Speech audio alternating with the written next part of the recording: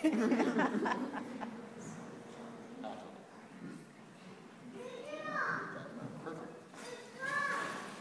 Probably half in the bottom.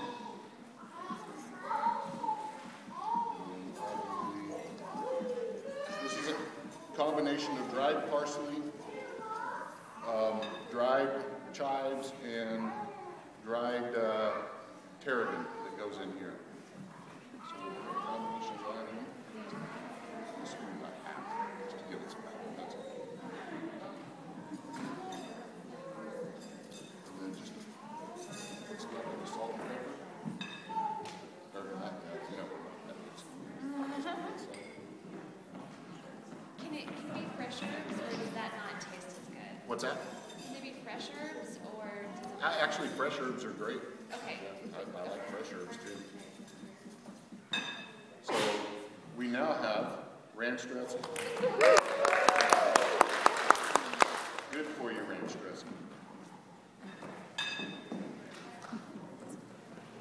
So the thing I like about the mason jar thing, since people go out and buy bottled dressings, that you can get different sized mason jars. This will keep for a week or two. It actually gets better over time. So again, you're just buying vinegar and oil, especially making vinaigrettes. You can buy it a lot cheaper than you can at the store.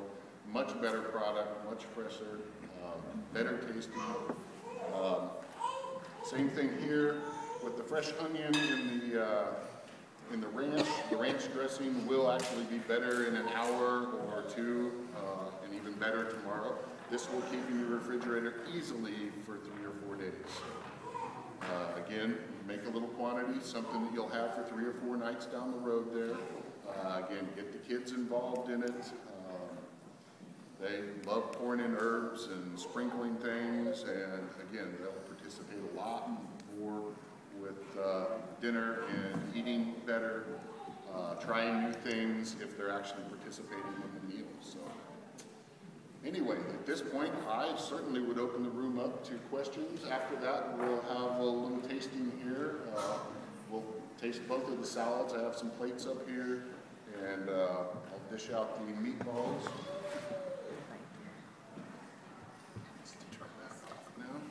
Dish out the meatballs, and I got some toothpicks up here. So I don't have a ton of meatballs, and it's a big room, so it's just kind of a tasting, not a feeding. So. But I'm glad that you guys have had some food, and I'm great that you have such a big crowd. Yes, ma'am. Okay, so when you were giving your spiel on the meats that you can cook, and you were talking about, you use cheaper cuts of meat. So I find every time I do a roast or something, especially chicken in a crock pot, it gets dry. Is there any way to ensure not, or is it that just kind of the way it is? I would be using thigh meat if you're doing that instead of well, do boneless and skinless. Okay. So take the skin off, and actually you can buy them in the store now, boneless and skinless. So I would use if you want it a little bit moister, and then adjust your cooking time accordingly. Usually when it's dry, it's either setting on the bottom of the crock pot for too long, or it's actually cooked for too long. Yes? Can you throw meat in there frozen?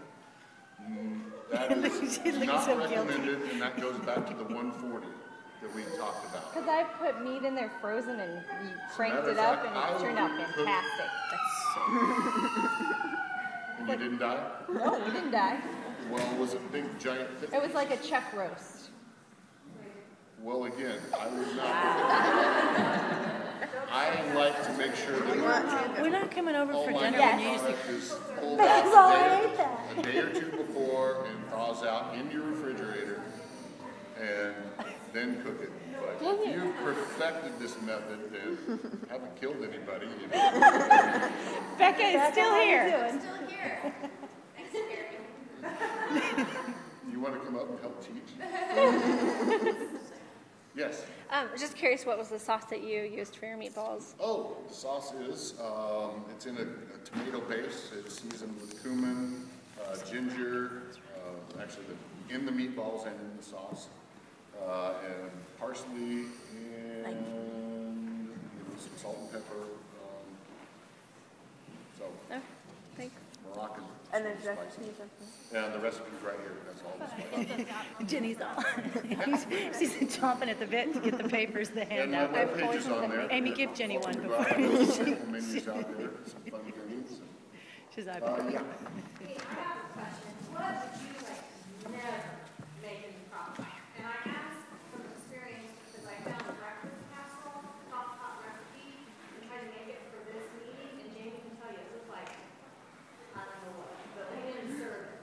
So I will never do that again. But is there like a list, a short list of don't ever make this in the crock pot? Well, the first thing I wouldn't make is a breakfast casserole and then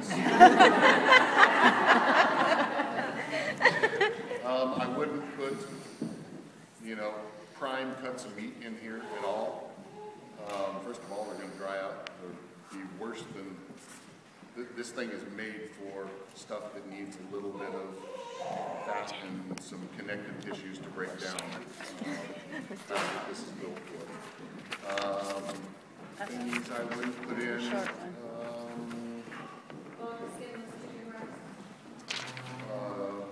No, you just may need to adjust your cooking times. You know, it's all relative.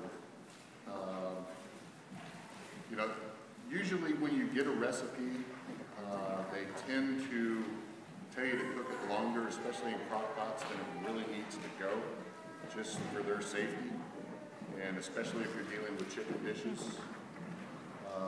So again, towards the end, kind of check it. I wouldn't put in.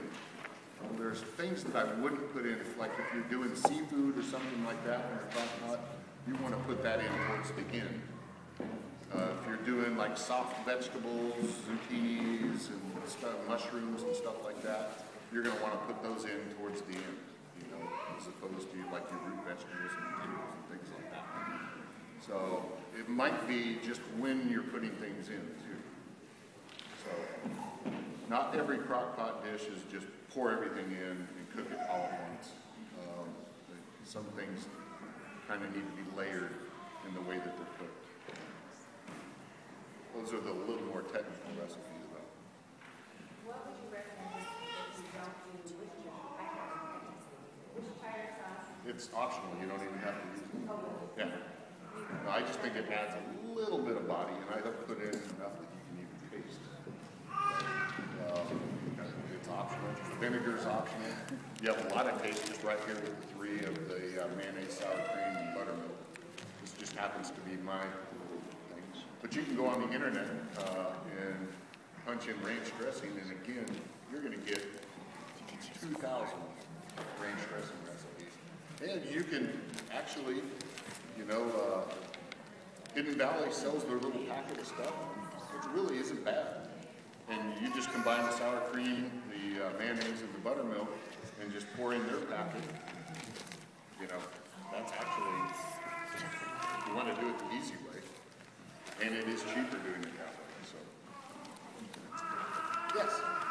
If you wanted to like cook rice with a dish, like I'd be like a roast and layout, when would you suggest putting the rice part in? Because I know I did it at the beginning. Oh, yeah. So you actually want rice in your crock pot, or you want to serve or rice? would you rice in the crock pot with the dish? Can you do that at any point? You can. You know, if you were doing soups or something like that, if you're serving it with something, I would suggest doing it separate. Get a rice cooker. And get a rice cooker. That was the next thing I was going to say. Who has a rice cooker? Oh, yeah. The rice cooker is the next best thing that you can ever have. It is foolproof. You'll never screw rice up Sticky again. rice. Rice cooker. You said stinky rice. Sticky. I love sticky rice. Yeah. Wait, Well, it's if you're like gonna do really that, hard to then make definitely sticky you would rice without. check because the vessel's going to be heated up to a point where it's going to be cooking at a normal pace at that point, even though it's a slow